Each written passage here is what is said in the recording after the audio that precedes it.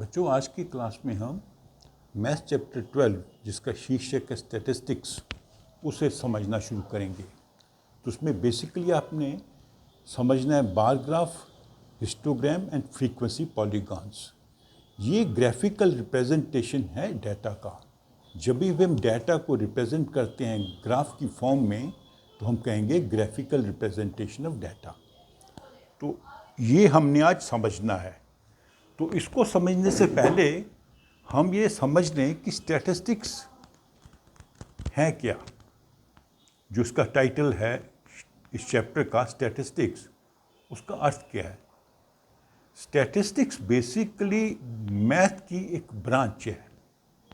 जैसे ज्योमेट्री एक ब्रांच है, अलजेब्रा एक ब्रांच है, ट्रिग्नोमेट्री एक ब्रांच है, ऐसे स्टैटिस्टिक्स भी एक ब्रांच है। लेकिन ये ब्रांच जो है वो डाटा से डील करती है। डाटा को हम कैसे कलेक्ट करेंगे, कंपाइल करेंगे, उसे एनालाइज कैसे करेंगे, मतलब हम डाटा को एनालाइज करके समझेंगे, कुछ निष्कर्ष निकालेंगे ताकि हम कोई निर्णय ले सके। हम कोई भी डाटा कलेक्ट करते हैं तो उसका एक पर्पस होता है। उस पर्पस के अनुसार हम उसको एनालाइज करके, एग्जामिन करके, स्टडी करके कुछ निष्कर्ष निकालेंगे और फिर डाटा को प्रेजेंट भी करना पड़ता है।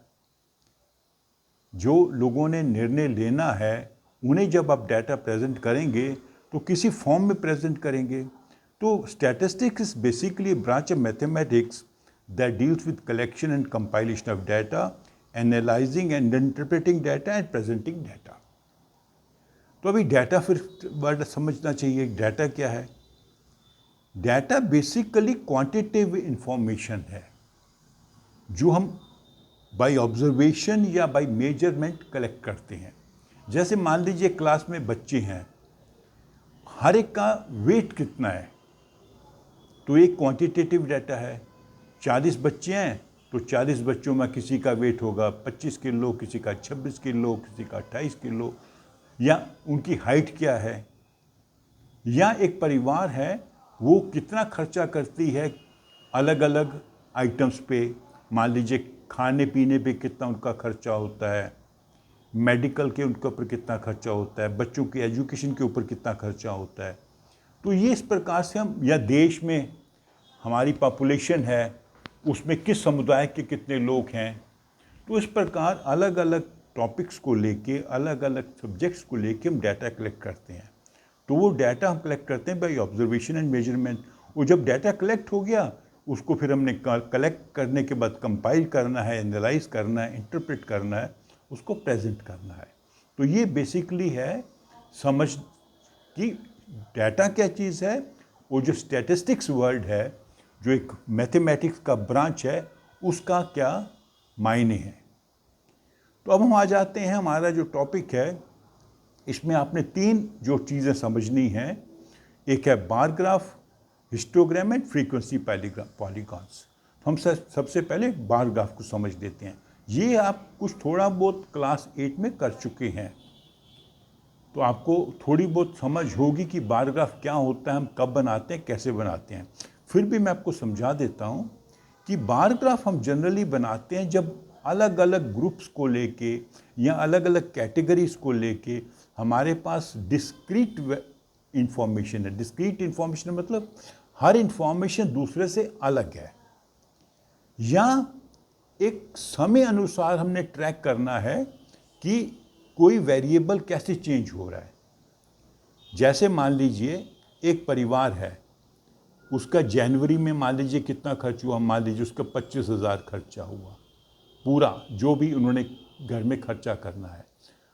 फरवरी में मान लीजिए उनका 25,500 हुआ, मार्च में मान लीजिए उनका 24,800 हुआ, अप्रैल में मान लीजिए उनका 26,000 हुआ। तो over a period of time हम जो है इसको ट्रैक कर रहे हैं।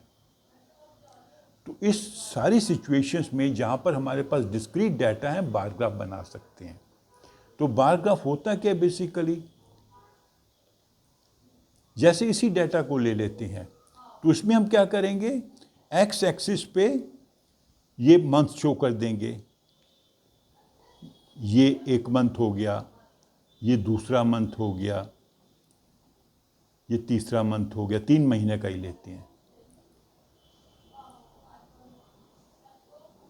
तो वाई एक्सिस पे हम क्या शो करेंगे? जो इनका एक्सपेंडिचर है।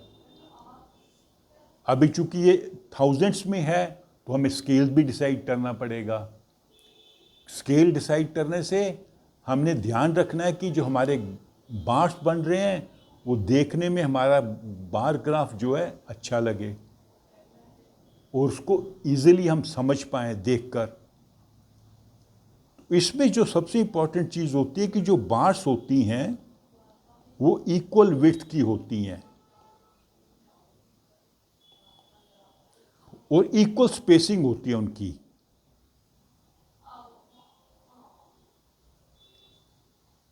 तो जैसे यहाँ पे हमने ये बनाया, मान लीजिए 1 सेंटीमीटर, तो ये भी 1 सेंटीमीटर होगा, ये भी 1 सेंटीमीटर होगा, बीच में जो गैप अब इक्वल होगा। फिर हमने यहाँ पर इसको प्लॉट करना है, ठीक है।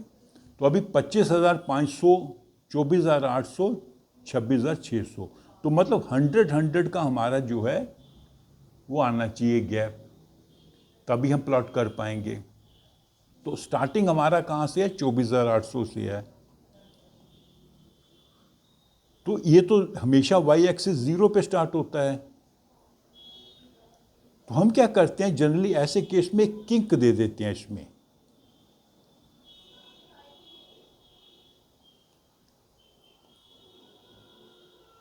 ये 0 है, ये पॉइंट हो गया 24,000। फिर उसके ऊपर हम कर देंगे, मान लीजिए हमने 10 सेंटीमीटर, या आपके जो ग्राफ की बुक है उसके 10 ब्लॉक्स हैं, उसके बाद में हमने 25,000 कर दिया। फिर यहाँ पे 26,000 कर दिया।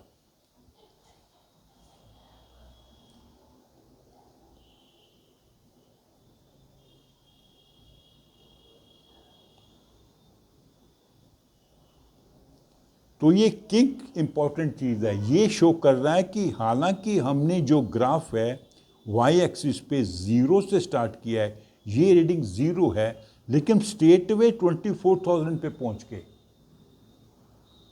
अदरवाइज अगर हमने मान लीजिए 1 centimetre is equal to 1,000 rupees, ये हम स्केल बनाते, तो हमारा जो पहला पॉइंट बनता 24 सेंटीमीटर के बाद बनता, तो ग्राफ आपका बहुत बड़ा हो जाता। इतना बड़ा ग्राफ बनाने की ज़रूरत नहीं है, तो हम बीच में किंक डाल देते हैं। किंक का मतलब है ये 0 से लेके 24,000 तक है। तो अब ये 24,800 है, तो यहाँ पे ये इसके 10 होंगे, तो यहाँ पे होगा 24,800, तो ये इसका बार बन जाएगा। यहाँ से हमें देखते ही पता लग जाएगा कि ये 24,800 पे है। नेक्स्ट मंथ में कितना है? 25,500, तो ये 25,000, ये 500 होगा, तो यहाँ पे ये बनेगा।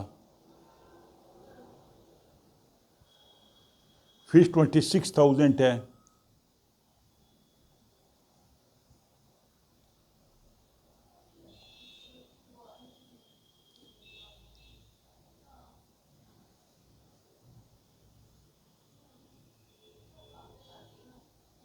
सॉरी ये जनवरी से ले रहे थे ना हम, तो ये थोड़ा हमने ये इसको ग्रीडिंग गलत की है। चलो इसको कर लेते हैं, इसको हम फरवरी मार्च अप्रैल कर देते हैं, या इसको चेंज ही कर लेते हैं सारा।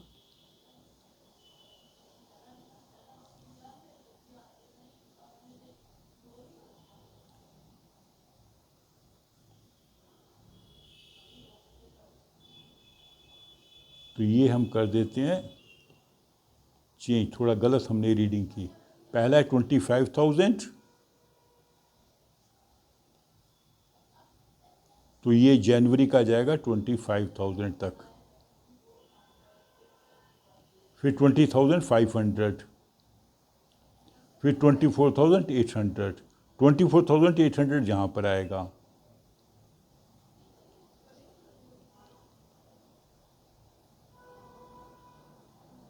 तो ये 3 महीने का, अप्रैल का भी मान लीजिए कर देते हैं हम यहाँ पर हम।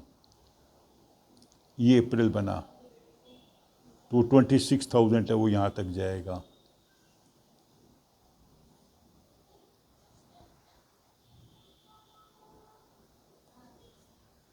तो इस प्रकार जो है आप एक डाटा को, जो डिस्क्रीट डाटा है, अर्थात हर महीने की जो इंफॉर्मेशन है वो सेपरेट है और दूसरे से अलग है, उसको हमने रिप्रेजेंट किया बार ग्राफ पे, और एक्स एक्सिस पे हमने मंथ्स को प्रेजेंट किया, वाई एक्सिस पे इनकम को रिप्रेजेंट, एक्सपेंडिचर को रिप्रेजेंट किया। This is in thousands rupees expenditure, ये यहाँ पर आएगा एक्स एक्सिस पे, वाई एक्सिस पे।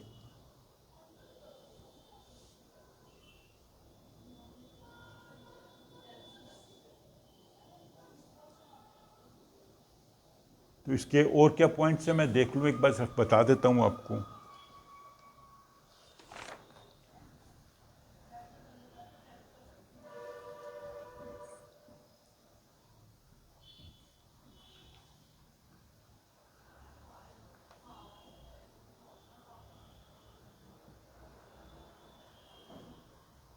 हाँ, बस बेसिक चीज़ यही है कि जो बार्स होंगी वो इक्वल विड्थ की होंगी, फर्स्ट पॉइंट।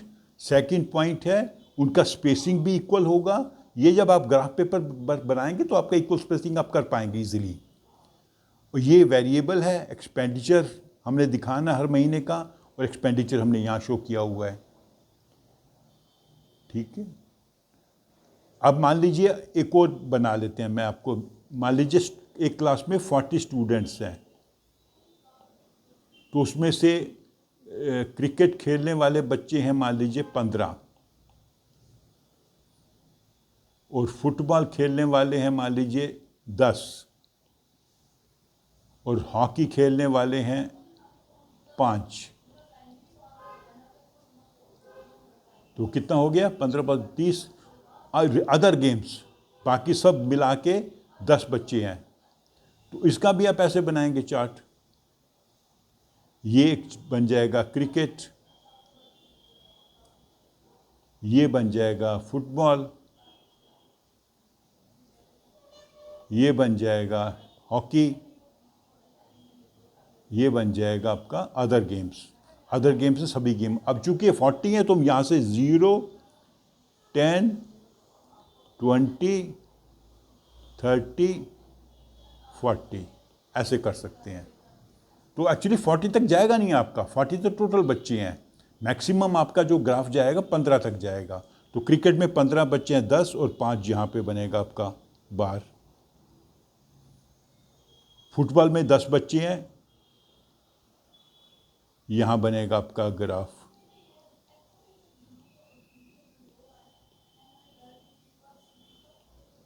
ठीक है, फिर आपका आ गया हॉकी, उसमें 5 बच्चे हैं, ये हॉकी का बार है। 5 है तो इसके हाफ में आ जाएगा।